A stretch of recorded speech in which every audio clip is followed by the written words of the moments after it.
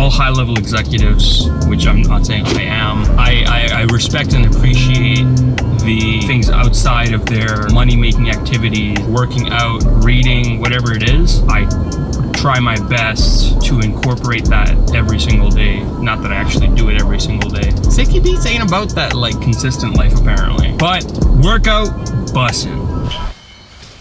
About 15 years ago, a young Sicky Beats went to a store called Costco. Some of you might be familiar with it. If you're not, don't worry. It's just a store that sells wholesale food. And there are about 3 reasons why you go to the store. Reason number 1, the hot dogs. Pretty good, cheap hot dogs. Reason number 2, the fries.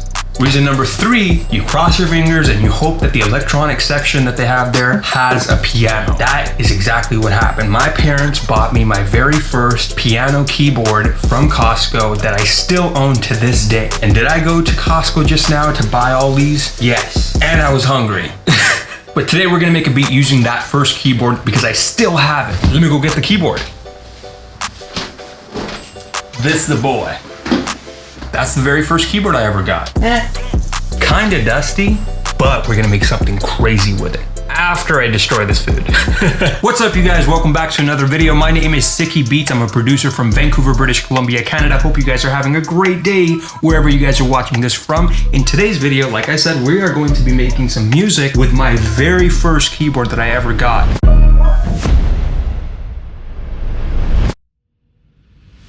Now, before we get into making music with this, I'm sure there's someone out there, a lot of you probably have a keyboard like this, and maybe you guys want to use that keyboard with your FL Studio. There are many ways to connect it to your computer and utilize it. One very common way to do it is to simply plug in a TRS cable into the output of your keyboard and then the other end of the cable into an input on the back of your audio interface. There's nothing wrong with that. It's a super popular way. The way that most people do that is you'll play, and the sounds will go out of the output into your computer and you record the audio file. Now, if you don't have great timing, you're not on the grid, you're gonna, do a couple of performances. But if you have the MIDI and you could send the piano roll notes out to this, that would probably be way more convenient and kind of cool. Why? Watch this. I have a sound running into the keyboard right now. That's a sound. Maybe you decide, hey, I want to change the sound. Same MIDI performance. Oh, that's kind of cool. What about 106? Fingered bass. Don't finger your bass. That's not appropriate for YouTube. Now, that kind of cool, right? So this is how you set that up. You need the TRS cable that I was telling you guys about and a MIDI cable. If you're not sure what that is, I'll leave a picture up right now to show you what that looks like. Once you have those 2 cables, this is how you connect everything. You will plug that MIDI cable into the MIDI output port, not the MIDI input, the MIDI output port of your audio interface. Other end of that MIDI cable will be plugged into the MIDI input. So MIDI out goes into the MIDI input on your keyboard. Then you'll want to have your audio from your keyboard into your computer. Simple TRS cable plugged into the output of your audio output of your keyboard into your input, line input of your Focusrite. Now you have MIDI signal coming in. On the computer end, here's what you got to do to set things up. So you pull up a plugin natively that's available on almost every single DAW. If you don't have this plugin in your computer, you need to switch to a different DAW.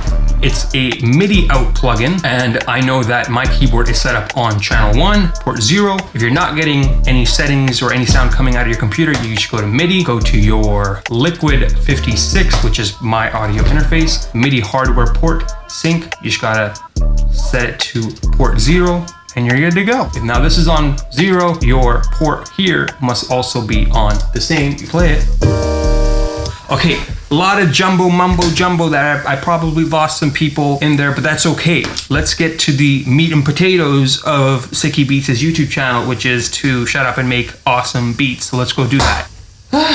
That was a mouthful to try and explain. Somehow I gotta find a way to visualize this on my computer now when I edit this, but that'll be for later. So, okay, let's make some beats.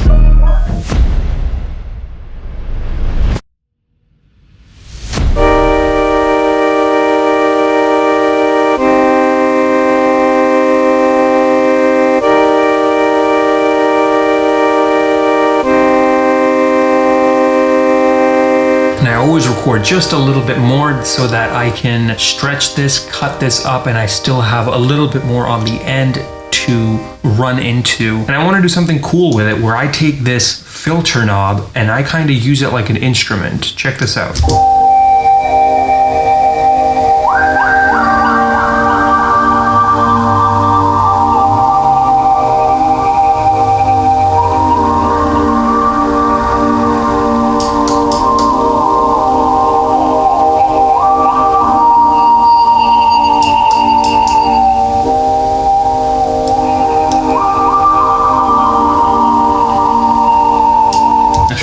Another synth sound of some kind.